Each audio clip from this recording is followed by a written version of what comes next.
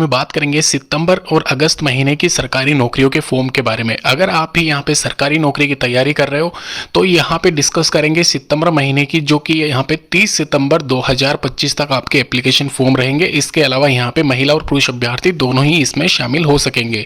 यहाँ पे 70 से 80 हज़ार के करीब ये जो वैकेंसीज है, 3-4 तरह की सरकारी नौकरियों के फॉर्म, उसमें कुछ एक वैकेंसीज ऐसी है जहाँ पे डायरेक्ट रिक्रूटमेंट है, सीधी भर्ती, आपका एग्जाम नहीं होगा। इसके अलावा सिंगल पेपर वाले एग्जामिनेशन वाली वैकेंसीज भी है, उसके बारे में भी डिस्कशन किया जाएगा। बैंकिंग सेक्टर में या फिर बात करें यहाँ पे रेलवे में, एसएससी में, इन सभी के अलावा कुछ एक वैकेंसीज ऐसी होती है जो कि यहाँ पे अलग से वैकेंसीज निकाली जाती है और बहुत कम लोगों को वैकेंसीज के बारे में पता होता है, तो उन वैकेंसीज के ऊपर चर्चा करेंगे। ध्यान रखें 12th क्लास पास या फिर 10th क्लास पास भी अगर आपने कर रखी है तो आप आवेदन कर सकते हो। साथ ही साथ ग्रेजुएशन वाले सभी पोस्ट के लिए इनमें एलिजिबल रहेंगे, अप्लाई कर सकते हैं।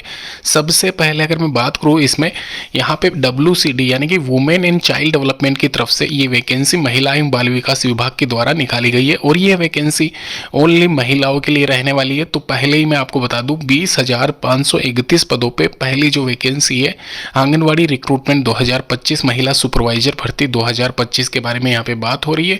ब्लॉक स्तर पर आयोजित भर्ती प्रक्रिया में आवेदन हेतु आप सबसे पहले अपनी पंचायत समिति में, अपने जो भी पंचायत समिति आपकी लगती है उसमें रिक्त पदों की सूची आपको चेक करनी होगी। और कैसे चेक करनी होगी वो वीडियो में मैं बता दूंगा आपको डिटेल में।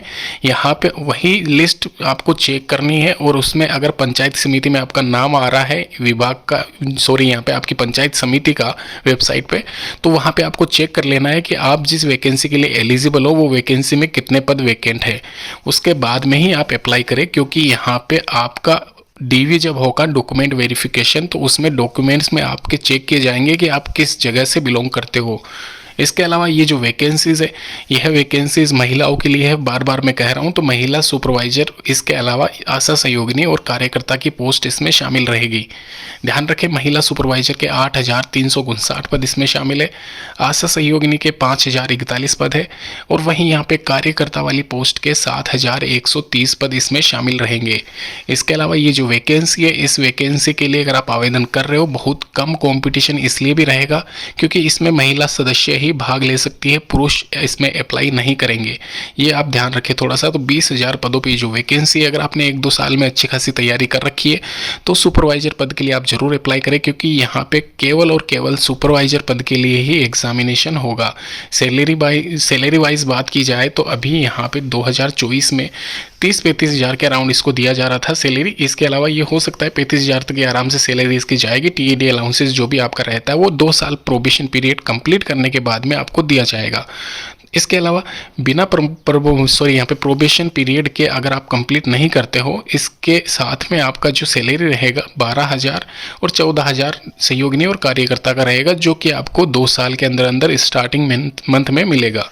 तो ये आपको निकालना पड़ेगा प्रोबेशन पीरियड, उसके बाद में ही आपकी सैलरी कहीं ना कहीं 20-25 हज़ार के आसपास जाएगी। इसके साथ ही साथ पात्रता मापदंड की बात की जाए तो यहाँ पे ये एक तरीके से एजुकेशन क्वालिफिकेशन है, 12वीं कक्षा उत्तीर्ण कर रखी है तो सुपरवाइजर या महिला पर्यवेक्षक के लिए आप आवेदन कर सकते हो। वहीं अगर आपने 8th क्लास पास कर रखी है तो आप आशा सहयोगिनी की पोस्ट के लिए और कार्यकर्ता वाली सभी महिलाएं यहाँ पे 10th क्लास होनी जरूरी है, ये साफ साफ इसमें बताया गया है। ध्यान रखें इनमें यहाँ पे एक नोट करके लिखा हुआ है साफ, इसको मैं आपको पढ़ के सुना देता हूँ।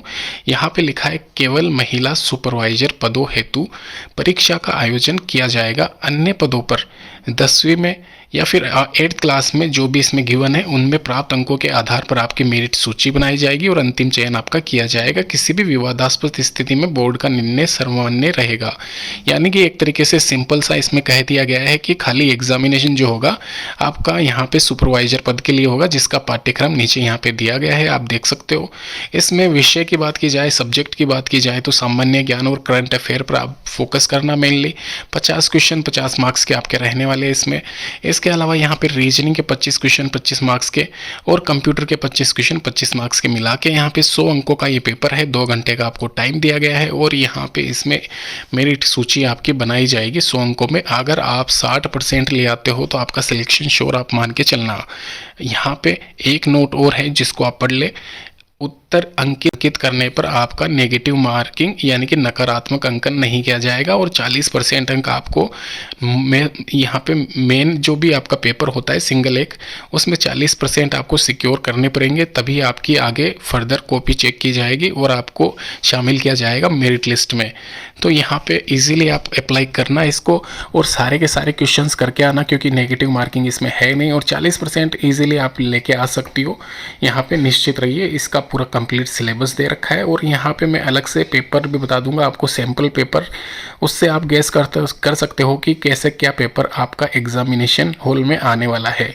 ध्यान रखें, इस वैकेंसी के लिए महिलाएं, सभी महिलाएं जो भी आपके परिवार में है, आपका सदस्य जो भी रिलेटिव्स है, उनको ज़रूर ये अप्लाई करवाइए। बहुत कम कंपटीशन इसमें इस बार रहने वाला है और इसकी अंतिम तिथि सितंबर माह में रहेगी 30/9/2025। तो तक आराम से आप अप्लाई कर सकते हो। नीचे मैं लिंक दे दूंगा इंडिविजुअल, वहाँ पे जाके आप इसके बारे में संपूर्ण जानकारी ले सकते हो। इसके अलावा दोस्तों ध्यान रखना, यहाँ पे इस वैकेंसी के लिए ये दिसंबर से पहले आपकी ज्वाइनिंग होने के चांसेस पूरे हैं।